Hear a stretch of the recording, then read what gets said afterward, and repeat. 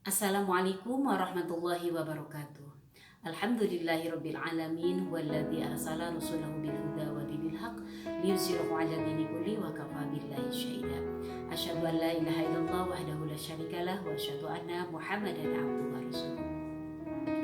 Alhamdulillah ibu-ibu rahimakumullah, hari ini kita bisa kembali bertemu di majelis online ya.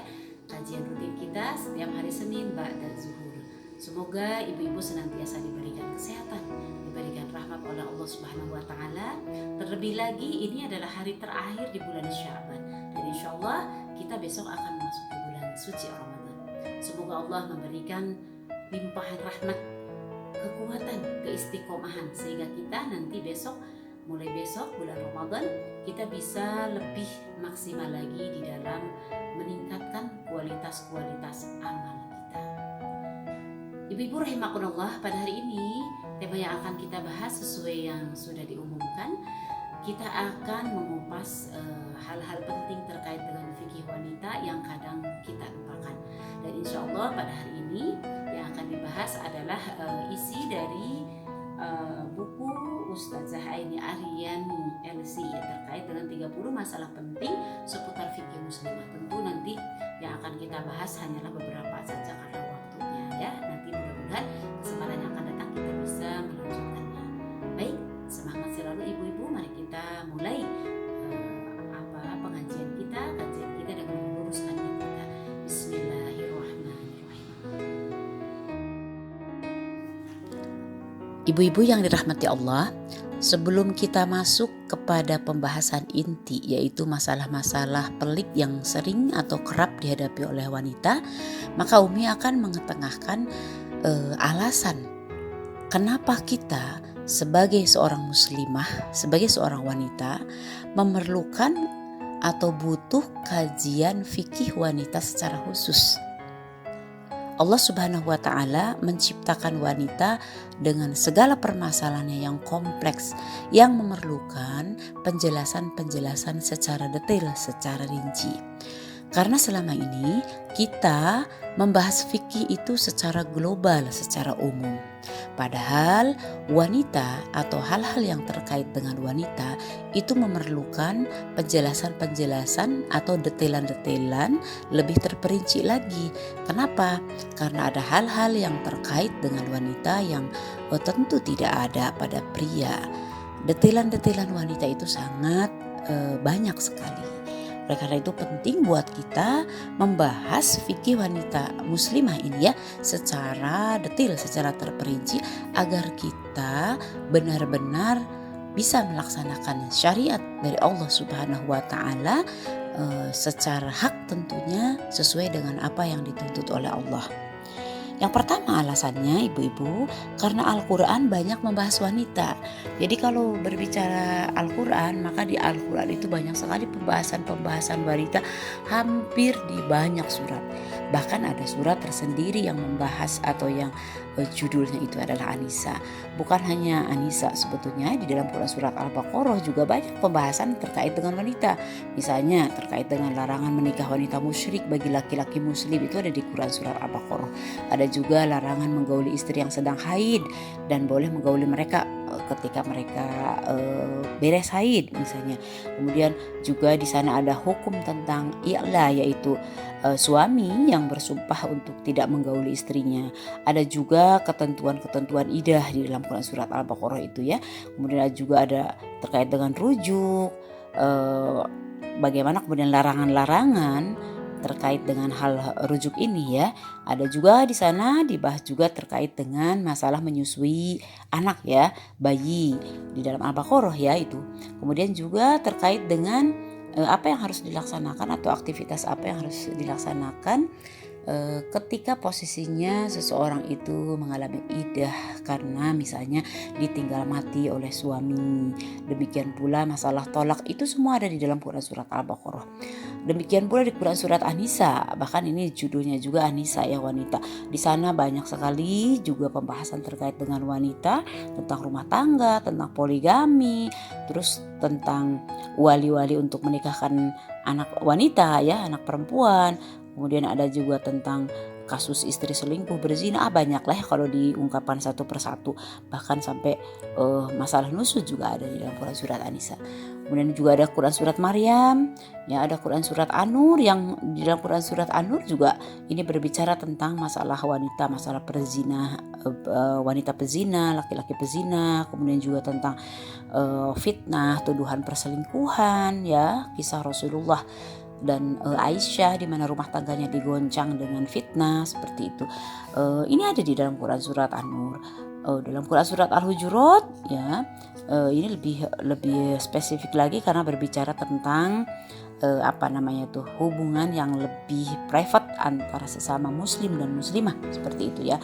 Kemudian juga ada Quran surat Al-Mujadilah yang ini menceritakan bagaimana wanita yang mendebat atau berdialog dengan Rasulullah terkait dengan hak-haknya yang diambil oleh suami. Nah, seperti itu ya. Kemudian ada juga Quran surat Al-Mumtahanah di mana berisi liku-liku rumah tangga Rasulullah ya bersama para istrinya.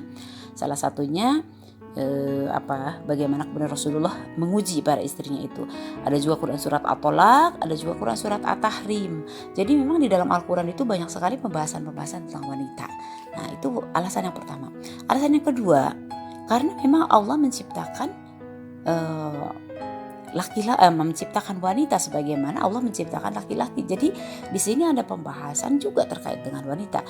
Sebagaimana dinyatakan di dalam Quran surat An-Nisa ayat 1 bahwasanya Allah itu menciptakan istri-istri ya. Artinya tidak hanya laki-laki, ternyata diciptakan juga perempuan dengan ternyata segala penekanan-penekanan yang ada pada wanita. Nah, yang berikutnya yang ketiga, karena Allah faktanya menciptakan laki-laki dan wanita itu berbeda ya. Berbeda baik itu secara fisik ya maupun kemudian secara psikis. Seperti itu ya. Jadi fisik wanita berbeda dari laki-laki, psikis wanita juga berbeda dari laki-laki. Kalau dari sisi fisik tentu kita ini kaitannya dengan penampakan ya dan karakter dari fisik itu sendiri. Kalau ke arah psikis tentu ini kaitannya dengan bagaimana wanita itu secara psikis dia lebih lembut misalnya dari laki-laki ya. Sehingga nanti di sini pengaruhnya adalah pengaturan bagaimana membedakan peran dan fungsi laki-laki dan wanita itu yang berbeda ya. Nah, kemudian yang berikutnya bahwasanya hukum-hukum yang Allah turunkan berbeda di antara wanita dan laki-laki. Artinya bebannya atau taklif hukumnya juga berbeda ya. Yang berikutnya alasannya adalah bahwasanya Islam mengangkat harkat wanita.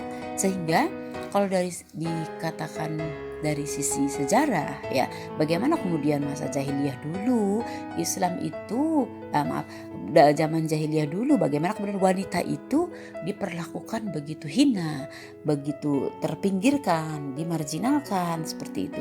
Nah, ketika Islam datang bagaimana kemudian Islam memuliakan wanita. Dan ini banyak sekali dibahas di dalam sejarah ya, yang nanti juga kaitannya dengan pandangan-pandangan Islam terhadap wanita. Oleh karena itu sekali lagi penting buat kita para muslimah itu memahami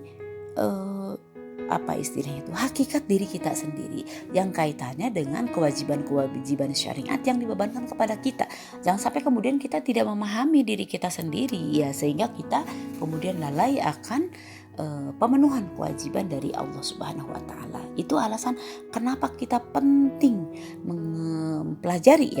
mempelajari seluk-beluk fikih wanita. Baik ibu-ibu rahimakumullah, kita akan menginjak pada persoalan pertama yang akan kita kupas, yaitu bagian bersuci ya. Jadi kita akan mempelajari bagian bersuci. Ini akan mencakup 6 permasalahan yang sering diperdebatkan, sering diperbincangkan, tapi kadang-kadang kita tidak mengetahui dengan detail sebetulnya pandangan syariatnya itu seperti apa. Pertama ya, nih dalam bagian bersuci ini yang insya Allah mudah-mudahan pertemuan hari ini kita beres ya. Pertama terkait dengan cukupkah mengusap kerudung saat wudhu, ya artinya tidak menyentuh rambut atau kepala maksudnya. Kemudian yang kedua, apakah sentuhan suami istri itu membatalkan wudhu? Nah, kemudian apa hukumnya angin yang keluar lewat kemaluan? Batalkah wudhu itu? Nah, kemudian yang berikutnya, haruskah ketika mandi janabah atau mandi besar itu perempuan mengurai rambutnya? Apalagi untuk wanita yang rambutnya panjang ya. Kemudian yang kelima, bagaimana hukum mencicil mandi janabah? Yang kemudian yang berikutnya, hukum khitan bagi wanita wajibkah? Nah, ini di dalam buku Ustazah Aini Aryani ini dibahas dengan detail sekali. Enak gitu ya untuk dibaca karena memang sudah runut pembahasannya. Nah, kita akan menginjak kepada persoalan yang pertama terkait dengan tadi ya, persoalan yang pertama bab bersuci ini, yaitu bagaimana terkait dengan mengusap kerudung ya. Jadi pertanyaannya begini, karena ini adalah pembahasan pelik juga ya. Nah, ini ada soalnya begini. Ketika bepergian, wanita banyak menemukan kendala untuk berwudu di tempat umum katanya. Misalnya tempat berwudunya tidak dipisah antara laki-laki dan perempuan. Nah, dengan begitu sulit ya untuk kemudian bisa berwudu dengan aman.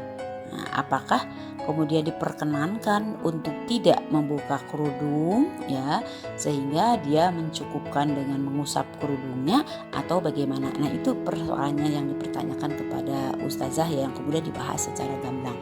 Nah, tapi sebelum menginjak kepada detailan pembahasan, sebetulnya ini menunjukkan kepada kita juga ya, para muslimah sekalian, para ibu-ibu sekalian, bahwasanya berkerudung itu atau menutup aurat itu wajib ketika kita berada di luar dalam kehidupan umum ya.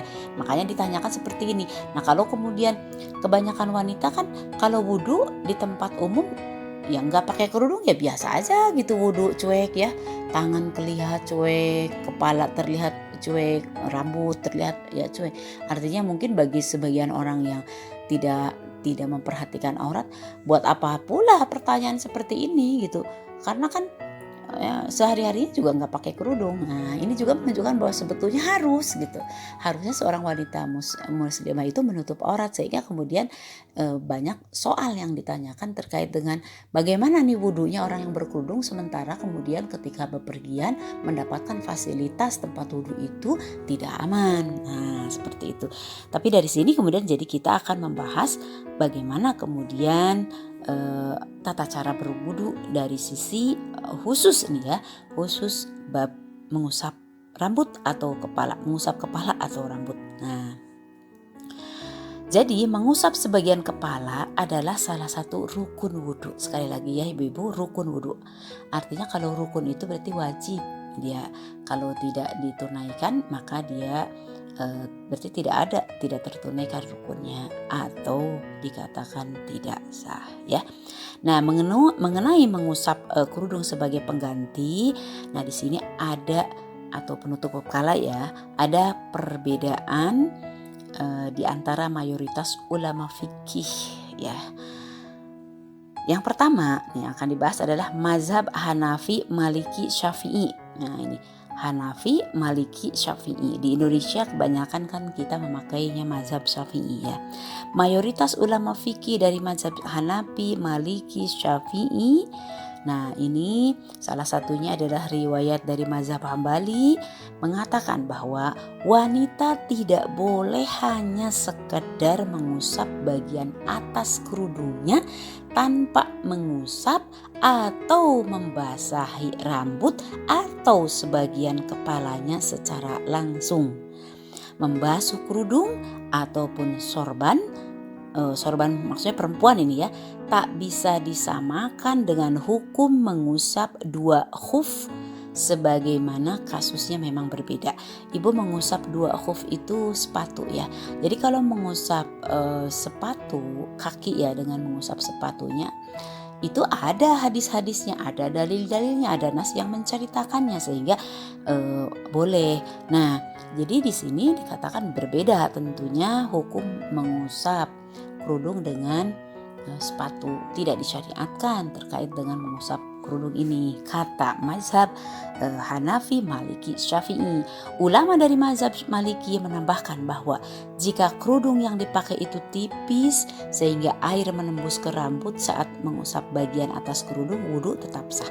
Jadi artinya ini kerudungnya tipis gitu ya. Walaupun begini, walaupun kan nggak boleh kalau kita pakai kerudung tipis keluar kemudian terlihat juga rambutnya atau bayang-bayang rambutnya dan seterusnya. Betul, memang tidak boleh. Ini mungkin kasusnya ketika pas mau wudhu itu diawaskan dulu yang tebalnya, kemudian yang tipisnya tetap menutupi rambut. Nah itu di sini dikatakan bahwa memang boleh kalau seperti itu, tapi esensinya adalah menembus, sekali lagi menembus ke rambut atau sampai kepada kulit kepala. Nah dikatakan bahwa tapi tidak sah jika air tidak menembus kerudung atau membasahi sebagian kepala. Sekali lagi ya, tidak sah. Nah, ada beberapa alasan mengapa jumhur ulama tidak membolehkan wanita hanya sekedar mengusap air ke atas kerudungnya saat berwudu. Ya, pertama, yang menjadi salah satu anggota tubuh yang wajib dibasahi itu adalah sebagian kepala, bukan benda yang membungkusnya atau menghalanginya. Jadi bukan kerudung yang disebutkan di nas itu, tapi tadi ya, yaitu sebagian kepala. Nah itu. Yang kedua, alasan kedua adalah bahwa bolehnya mengusap bagian atas yang dikatakan sorban di dalam sebuah hadis itu tidak secara otomatis menjadi dalil untuk membolehkan mengusap bagian atas kerudung. Jadi memang ada hadis riwayat Bukhari, berarti ini hadis sahih ya, dalam masalah mengusap sorban Rasulullah.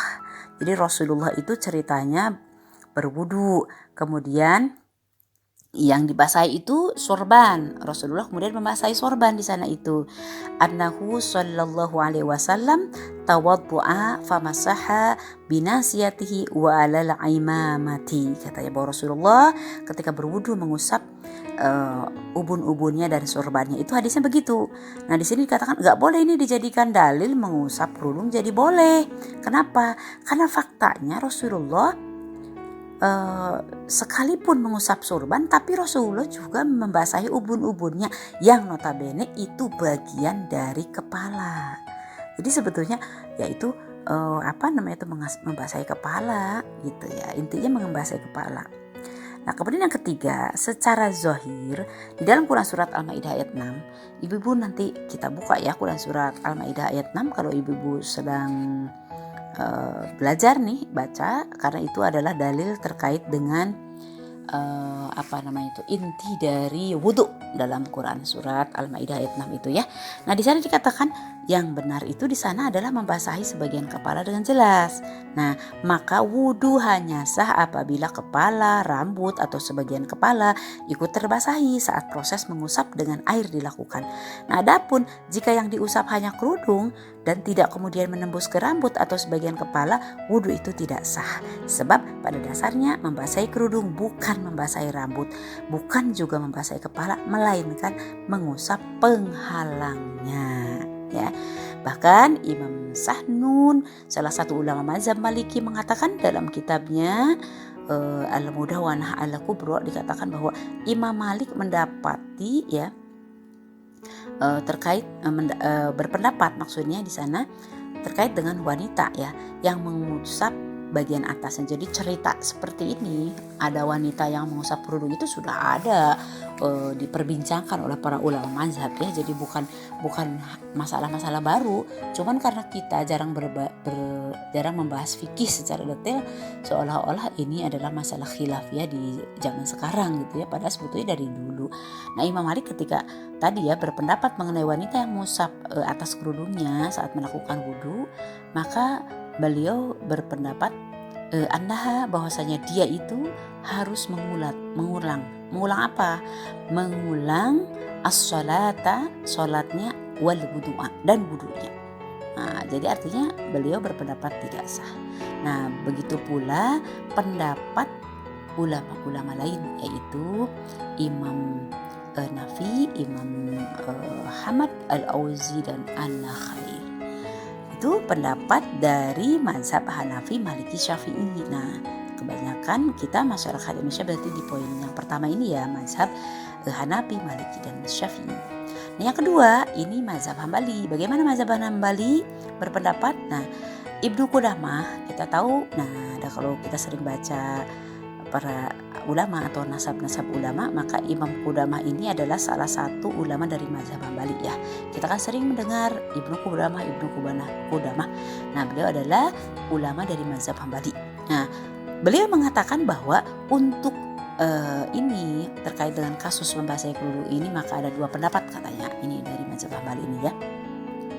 Pertama, tidak boleh mengusap air di atas kerudung sebab mengusap rambut bisa dilakukan dari arah bawah kerudung sehingga menyentuh rambut secara langsung. Nah, jadi artinya bisa kok, gak usah kerudung, ngapain juga gitu ngebasahin kerudung, dari bawah aja. Nah, jadi kadang-kadang Umi lakukan nih kalau di tempat umum yang tidak aman, jadi dari bawah kerudung, ngapain juga dibasahin atasnya, sudah aja dimasukkan tangan kita dikasih air, terus kemudian dimasukkan ke bawah kerudung, artinya diusapkan langsung ke kepala atau rambut seperti itu. Nah, kedua, bolehnya mengusap air kata Ibnu Qudamah dari atas kepala itu sebab ini memang ada riwayatnya, ini ada ceritanya. Ini dinyatakan ya di dalam kitab Al-Mughni bahwa Ummu Salamah itu pernah mengusapkan air dari atas kerudungnya seperti itu. Ini bunyi persisnya seperti ini. Sesungguhnya dalam masalah ini ditemukan dua riwayat dari mazhab Hambali. Salah satunya mengatakan boleh mengusap kerudung itu ya, sebagaimana juga Rasulullah mengusap sorban. Nah, akan tetapi ada pula riwayat Imam Ahmad yang pernah ditanya tentang hal tersebut dan beliau menjawab boleh mengusap tapi dari bawah kerudung, artinya dari bawah kerudungnya bukan dari atasnya. Nah, itu seperti itu. Dan sebagian lagi menyebutkan bahwa Ummu Salamah belum pernah melakukan mengusap atas kerudungnya seperti itu. Nah, jadi penjelasannya dari mazhab Hambali. Nah, ini masih kita lanjutkan ya. Ada ulama dari mazhab ini juga, yaitu Ibnu Taimiyah yang mengatakan hal serupa. Jadi ini pendapat dari Ibnu Qudamah, Ibnu Taimiyah dari mazhab Hambali ini ya. Di sini beliau mengatakan bahwa hampir semua ulama fikih tidak membolehkan wanita sekedar membasahi bagian atas rambut. Nah, kecuali kalau ada uzur syar'i. Jadi ada alasan. Apa alasannya? Pertama, karena memang dia sakit di daerah kepala yang mengharuskan menghindari air di wilayah rambut dan sebagian kepala. Nah, yang kedua, karena ada rasa dingin luar biasa yang kemudian memberikan masyaqqah, artinya kesulitan jika kerudungnya dilepas. Sakit ya, kalau kerudung dilepas itu sakit sehingga kemudian dia pakai kerudung terus. Nah, seperti itu. Kemudian kekhawatiran jika rambutnya terlihat oleh laki-laki yang bukan mahram di tempat umum yang kemudian sulit sekali mencari solusi. Nah, tapi Ibnu Taimiyah ini di akhir perbincangannya mengatakan bahwa sangat menyarankan wanita yang mengusap bagian atas kerudung itu agar membasahi juga rambut dan kulit kepalanya walaupun hanya sedikit. Nah, seperti itu ya. Apabila wanita takut akan hawa dingin, kata Ibnu Taimiyah, jika melepas kerudungnya atau ada alasan lain yang serupa, ya boleh katanya mengusap atas kerudungnya, tapi tadi dibasahi juga sebagian rambutnya seperti itu. Nah, itu pendapat pembahasan dari yang pertama ini ya, boleh tidak membasahi kerudung ya. Sehingga kesimpulan apa? Nah, ini enaknya buku ustazah ini nanti dikasih kesimpulan ya. Kesimpulannya apa? Bahwa pendapat mayoritas para ulama mengenai hukum wanita yang mengusap kerudungnya saat berwudu. Ya, di sini dikatakan bahwa jika yang diusap itu hanya kerudung atau bagian wajah seperti dahi, tentu belum dikatakan sah. Sebab bagian tubuh yang perlu disucikan adalah kepala atau rambutnya, itu ya, daerah yang lazim ditumbuhi rambut.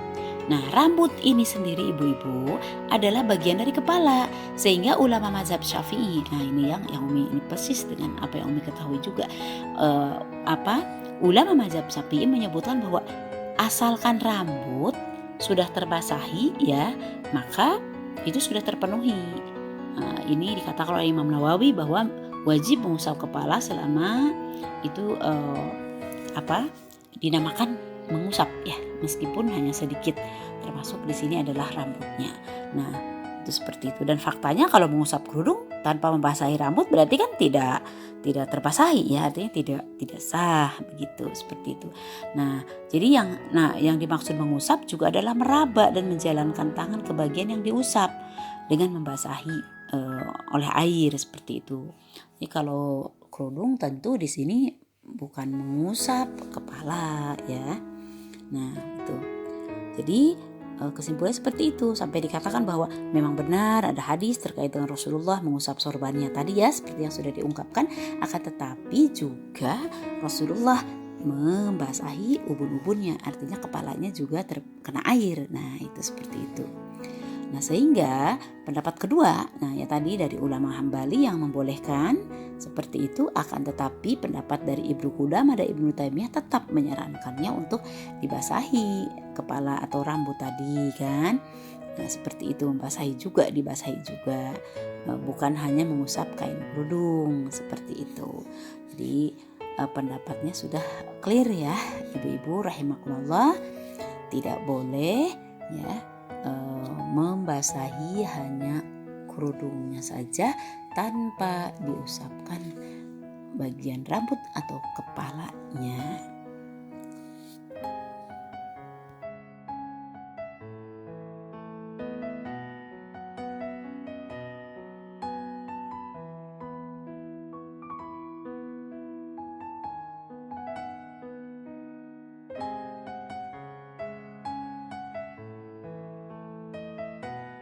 Ibu-ibu rahimakumullah, kita masuk kepada pembahasan kedua, yaitu sentuhan suami istri. Nah, itu ya. Nah, ini kasusnya adalah ada pendapat bahwa jika suami istri bersentuhan, wudhu masing-masing menjadi batal karena sejatinya mereka bukan mahram. Nah, tapi saya juga katanya mendengar pendapat bahwa ada suami yang menyentuh istrinya tidak batal wudhunya, kecuali jika sentuhan itu dilakukan dengan syahwat. Bagaimana nih pembahasannya, penguraiannya? Di sini ada pembahasan ya. Nah, ini adalah pertanyaan yang sering sekali diperdebatkan ya. Makanya jangan heran kalau kemudian kita tuh ada yang kalau kata ini membatalkan, kata ini tidak membatalkan menyentuh itu. Nah, akar perbedaan yang muncul ya di antara para ulama salaf terkait dengan batal atau tidaknya sentuhan antara laki-laki, perempuan, suami istri, termasuk suami istri di dalamnya, begitu ya. Ini sebetulnya berawal dari menarik kesimpulan dari hukum yang termaktub dalam Quran surat Al-Maidah ayat 6 ya.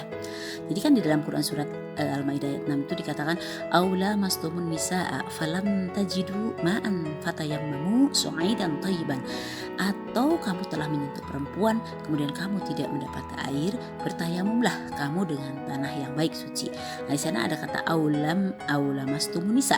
Nah, menyentuh perempuan ini secara harfiah ayat tersebut memang diperdebatkan, dalam arti ada yang menyatakan bahwa menyentuh wanita menyebabkan batalnya wudhu karena menyentuh dalam arti tadi ya, menyentuh ya, seperti itu. Secara harfiah ayat tersebut juga menyatakan bahwa menyentuh wanita menyebabkan batalnya wudhu sehingga diperintahkan mencari air ya untuk berwudhu, dan jika tidak menemukan air maka untuk tayamum.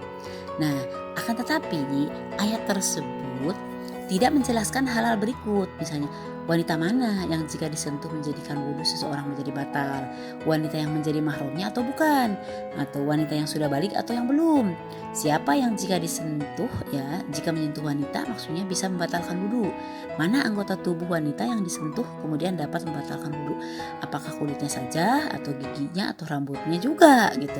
Nah, ini kan tidak dibahas di sana itu. Nah, sehingga kemudian secara umum ada 3 pendapat ibu-ibu ya terkait dengan hal ini. Pertama, yang mengatakan bahwa batal secara mutlak, yaitu mazhab Syafi'i. Nah, ini adalah mazhab yang kebanyakan dianut di Indonesia ya, di kita itu mengatakan batal menyentuh perempuan dan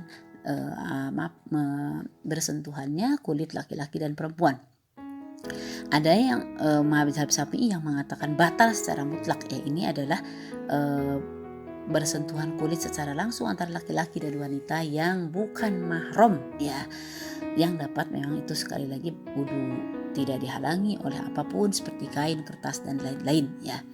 Jadi ibu-ibu, disinilah kita harus paham, oh kenapa ya kalau kemudian kita keluar negeri misalnya, nanti ibu-ibu ada kesempatan nih keluar negeri, misalnya ke daerah yang bermazhabnya Hanafi, wilayah yang mayoritas mazhab Hanafi atau dan yang lain-lainnya, kenapa ya persentuhan laki-laki dan perempuan itu tidak batal ya, karena pendapat mereka bahwa tidak batal seperti itu. Jadi ini Masya Allah akan membuat kita lebih bijaksana di dalam bersikap ya. Nah kita kembali ke mazhab Syafi'i ya, yang mengatakan bahwa mutlak batal. Jadi di sini dikatakan menurut mazhab Syafi'i ya, mohon maaf kepotong ya. Jadi kalau menurut mazhab Syafi'i yang menjadi parameternya adalah mujarad iltiqa al-basyaratain, artinya apa? Sentuhan langsung kulit dengan kulit. Nah, artinya bersentuhan kulit secara langsung itu membatalkan wudu ya. Dan walaupun tanpa syahwat, sengaja atau tidak sengaja, itu seperti itu. Nah, di dalam kitab Raudhatul Talibin, nah ini sangat terkenal sekali ya. Kitab ini terkait dengan hal-hal yang membatalkan wudu, Imam Nawawi menjelaskan bahwa nih pembatal wudu yang ketiga itu adalah menyentuh, katanya wanita ini ya, wanita yang jika ia menyentuh rambut, gigi, kuku wanita atau menyentuh anak kecil yang tidak mengandung syahwat, wudunya memang tidak batal menurut pendapat yang syahih dalam mazhab ini. Jadi yang batal itu adalah yang wanita mustahah. Nah, artinya yang wanita yang dewasa ya, wanita yang memang sudah balik tentu di sini ya dikatakan gitu. Juga menyentuhnya mau menyentuh wanita yang mahram, baik mahram karena nasab ataupun yang bukan mahram, intinya pokoknya batal. Nah seperti itu ya, baik yang mengandung syahwat maupun tidak mengandung syahwat, masih walaupun tadi wanita yang sudah tua ya. Demikian pula intinya di sana itu syahwat dengan tidak syahwat, pokoknya menyentuh wanita itu batal. Nah seperti itu ya dari mazhab Syafi'i. Berikutnya adalah pendapat yang mengatakan tidak batal secara mutlak. Ini adalah pendapat dari mazhab Hanafi. Kenapa? Karena mazhab Hanafi memaknai kalimat lamastumun nisa itu sebagai makna majazi ya, atau lebih dalam lagi yaitu jima atau hubungan intim, sehingga persentuhan kulit laki-laki dan perempuan itu tidak membatalkan wudu, karena yang dimaksud itu adalah persentuhan dalam arti jima. Ini pendapat dari mazhab Hanafi ya ibu-ibu rahimahullah. Sehingga di sini di dalam kitab yang terkenal dari mereka bahwasanya dalam Fathul Qadir ya, tidak wajib berwudu karena menyentuh wanita sekalipun dengan adanya syahwat, sekalipun pada kemaluannya. Nah itu seperti itu ya, karena tadi bahwa maknanya itu adalah jima. Ini pendapat dari mazhab Hanafi. Nah kemudian yang berikutnya batal jika disertai syahwat. Nah ada yang pendapat ketiga batal jika disertai syahwat. Ini adalah ulama mazhab Maliki dan Hambali ya, berpendapat bahwa yang membatalkan wudu itu adalah sentuhan yang disertai dengan syahwat. Ya kalau tidak disertai syahwat maka tidak membatalkan wudu. Nah itu. Sehingga di sini ada perbedaan mendasar tapi ya antara mazhab Maliki dan Hambali dalam masalah ini.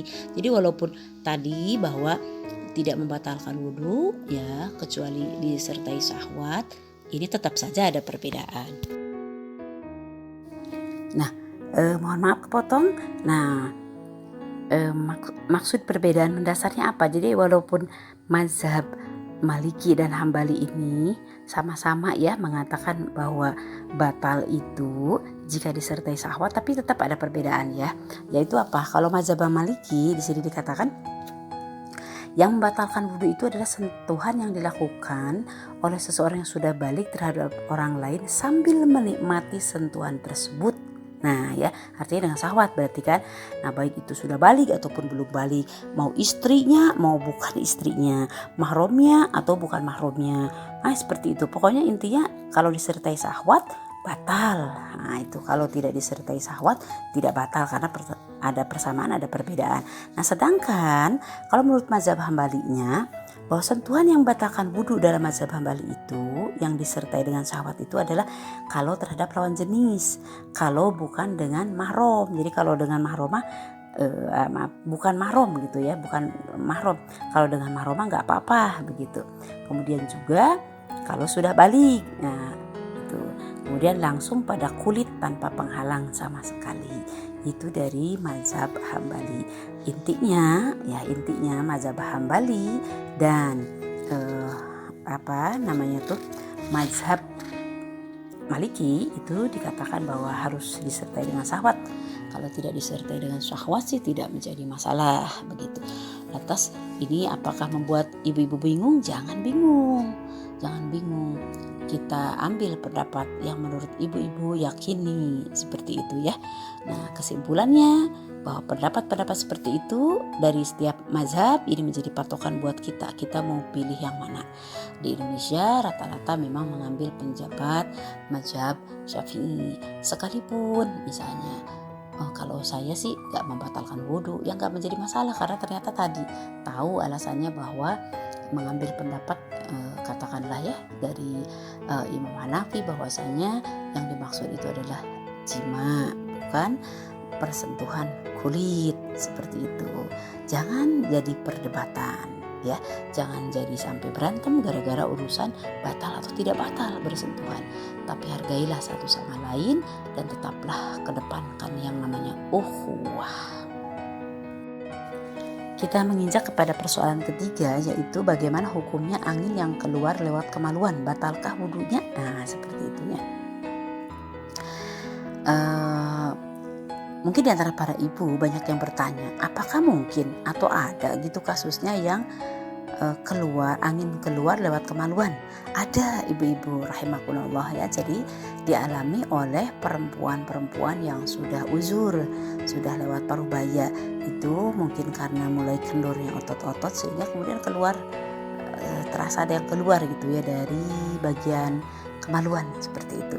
Nah, di sini sepakat para ulama bahwasanya apabila ada sesuatu yang keluar lewat dua jalan, yaitu kemaluan depan maupun belakang, dapat membatalkan wudhu.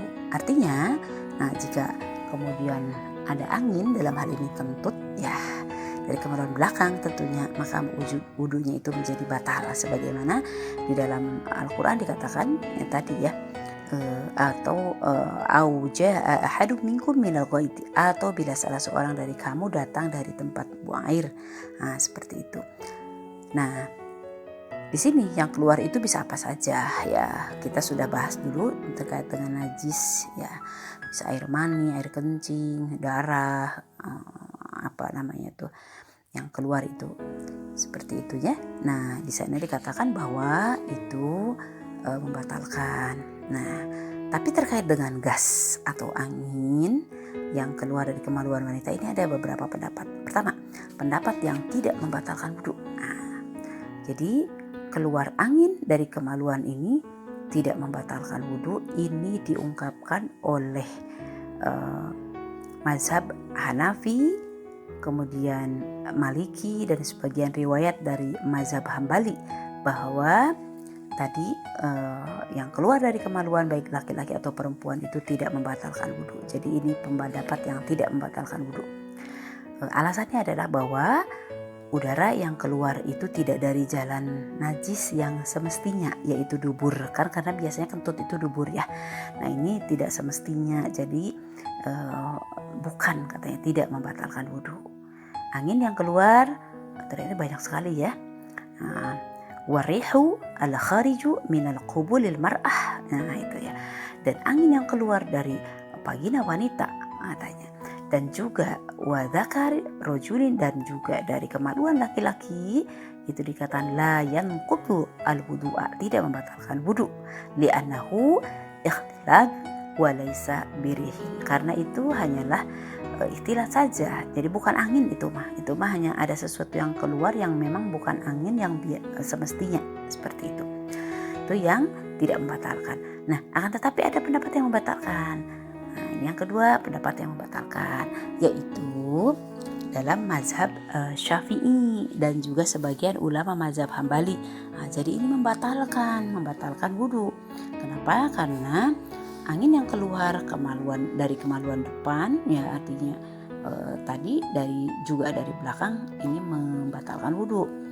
Di sana dikatakan bahwa disampaikan di dalam kitab Mughni al-Muhtaj ya, bahwa sesuatu yang keluar lewat zakar laki-laki maupun vagina perempuan itu merupakan hadas, apapun itu yang mewajibkan wudhu. Nah demikian pula Ibnu Qudamah dalam mazhab Hambali ya juga mengatakan demikian. Nah itu ya, ulama dari mazhab Syafi'i dan juga dari mazhab Hambali mengatakan bahwa ya tadi membatalkan. Nah kesimpulan dari pendapat ini bahwasanya kita bisa menarik benang merah ya, bahwa ada yang membatalkan dan ada yang tidak membatalkan. Nah ibu-ibu, kalau nanti ibu-ibu sudah agak sepuh kemudian mengalami hal yang seperti ini, atau diantara kita juga sudah ada yang mengalaminya, silakan ibu mau pendapat yang mana. Kalau kemudian mengambil pendapat dari Imam Syafi'i, mazhab Syafi'i berarti membatalkan wudhu. Nah tapi harus satu paket ya Bu ya. Artinya begini, kita mengambil aturan-aturan terkait dengan bersuci ini dari mazhab Syafi'i. Misalnya tadi ya, kayak persentuhan kulit laki-laki dan perempuan kan mazhab Syafi'i batal. Tapi pas di sini urusan masalah keluar angin, saya nggak mau pakai mazhab Syafi'i, gitu ya. Nah itu tidak boleh seperti itu. Jadi harus konsisten ya. Kalau kemudian dalam satu rangkaian ibadah, karena ini kan membahas masalah yang membatalkan wudhu, berarti kalau tadi mengambil yang Syafi'i, yang ini juga harus diambil Syafi'inya ya, artinya batal loh Bu wudhunya. Sehingga kalau keluar angin dari kemaluan, ibu harus berwudhu kembali kalau ibu memakai mazhab Syafi'i, dan kebanyakan di Indonesia memang mazhab Syafi'i.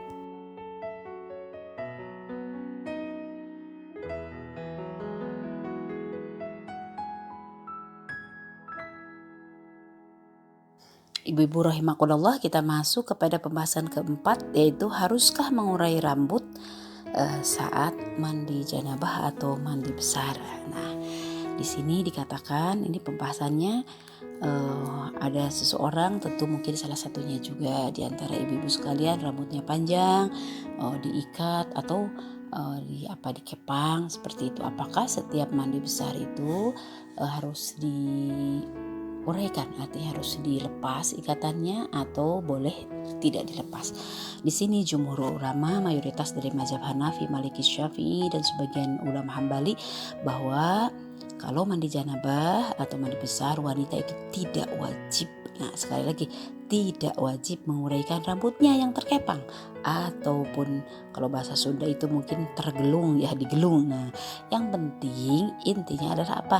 Air itu sampai ke kulit kepala dan membasahi rambut. Jadi nggak diurai, nggak dibuka, akan tetapi membasahi rambutnya dan membasahi kepalanya. Nah namun di sini, jika kepangan itu membuat air tidak bisa membasahi seluruh rambut dan kepala, maka itu harus diurai. Ya, karena apa? Karena esensinya adalah membasahi seluruh rambut dan kepala. Jadi kalau misalnya ini kayak dikepang itu kan jadi padat ya, si rambut itu padat, tapi terbasahi semua, ya nggak usah, nggak apa-apa, nggak diurai juga. Nah tapi misalnya karena kepangannya atau karena gelungnya itu terhalangi terbasahinya kulit kepala dan rambut, maka itu harus diurai ya. Itu. Ini ada pertanyaan dari Ummu Salamah, istri Rasulullah. Wahai Rasulullah, sesungguhnya aku adalah wanita yang memiliki kepangan rambut yang panjang dan kuat. Apakah aku harus menguraikannya pada saat mandi janabah? Ini hadisnya hadis Muslim ya, hadis sahih. Rasulullah menjawab, tidak, cukup engkau mengalirkan air ke atas kepalamu ini 3 kali. 3 kalinya ini memastikan teraliri ya.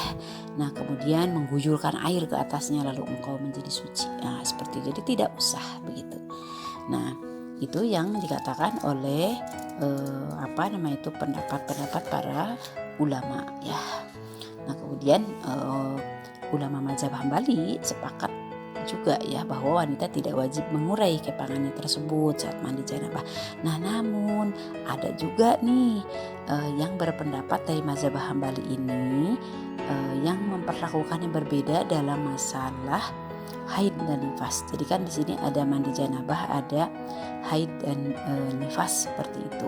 Karena yang dipertanyakan oleh Ummu Salamah itu kan mandi janabah karena hubungan suami istri. Nah, sedangkan haid dan nifas berarti kan mandi akibat dari sucinya ya, haid dan nifas. Nah, kalau kata Imam sebagian dari ulama mazhab Hambali katanya kalau kaitannya dengan haid dan nifas mah beda. Ya, ada sebagian yang kemudian mewajibkan membuka gulungan pada saat mandi janabah. Alasannya adalah karena beda antara mandi janabah dengan mandi besar karena haid dan nifas. Nah, seperti itu ya. Ini kaitannya dengan sabda Rasulullah pernah ya kepada Aisyah saat ia beres dari haid. Perintahnya dari Rasulullah itu uraikan rambutmu dan bersisirlah begitu. Nah, apakah kemudian kita jadi bingung? Jangan bingung. Sekali lagi memang kalau didetili banyak sekali pendapat-pendapat para ulama ini. Tapi kita jadi patokan saja ya dari apa yang kemudian dipaparkan.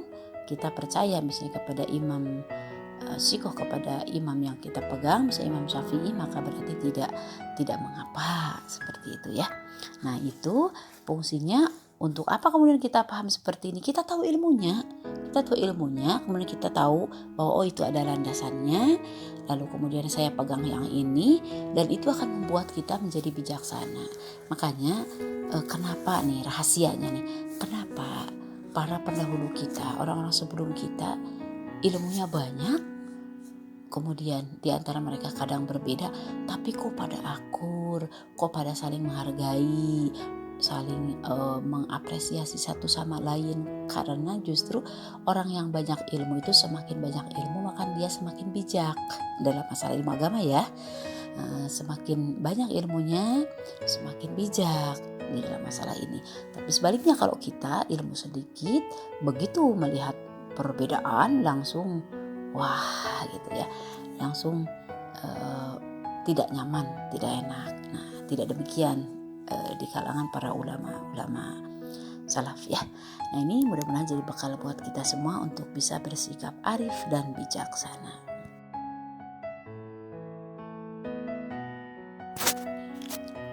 Pembahasan yang berikutnya adalah pembahasan mencicil mandi janabah, boleh tidak gitu ya. Jadi mandi janabah teh dicicil, tidak langsung sekaligus basah dari ujung sampai ujung karena malu katanya begitu ya. Di rumah ini kan ada kasus misalnya pengantin baru yang masih numpang di rumah mertua ya, kemudian kamar mandi hanya satu seperti itu. Setiap pagi mandi besar, kalau kelihat sama orang lain itu malu lah seperti itu. Boleh enggak mencicil mandi janabah? Jadi misalnya bagian badannya dulu, rambutnya nanti. Nah, seperti itu. Ini ternyata masalah begini tuh dibicarakan oleh para ulama ya. Karena mungkin pada zaman dulu juga ada kasus-kasus seperti ini ya. Nah, di dalam ilmu fikih kita akan mengenal yang namanya al-muwalah. Apa itu al-muwalah? Al-muwalah itu adalah melakukan satu perbuatan atau lebih dalam waktu yang bersamaan dan menyelesaikannya tanpa dijeda dengan durasi yang cukup lama. Nah, ini ya. Jadi gini maksudnya. Ini yang kemudian banyak dipraktekkan. Jadi kalau mandi itu ya satu paket, beres pada waktu itu juga bersamaan. Itu al-muwalah. Nah, kebanyakan dari praktek mandi besar kita itu adalah menggunakan kaidah al-muwalah. Harus nyambung perbuatannya, ya dilakukannya tanpa dijeda ya dengan durasi yang cukup lama. Nah, itu seperti itu. Itu al-muwalah. Ini dipraktekkan bukan hanya dalam masalah mandi saja, misalnya masalah wudhu juga demikian ya. Seseorang berwudhu dalam satu waktu, ia menyelesaikan wudhunya dari berniat hingga mencuci kaki. Nah, itu namanya al-muwalah loh ibu-ibu ya. Nah, itu al-muwalah. Nah, bagaimana kemudian kalau dicicil misalnya kita wudhu itu contohnya apa Bu yang tidak al-muwalah, misal wudhunya sudah sampai tangan, tiba-tiba ada tingung gitu ya, tamu assalamualaikum, oh ternyata atau apa si ade atau mungkin siapa gitu, kemudian kita nyelang dulu tuh lagi wudhu itu, keluar dulu kemudian dibukakan, bahkan sempatnya basa-basi dulu, ngobrol dulu dan seterusnya, balik lagi kemudian ke keran, ke kamar mandi, lanjutin misalnya udah ngobrol tuh misalnya, bahkan sampai ngobrolnya lama gitu ya, sejam meninggalkan pasti tadi sudah sampai tangan ya, nah sekarang saya mau lanjutin, nah seperti itu. Jadi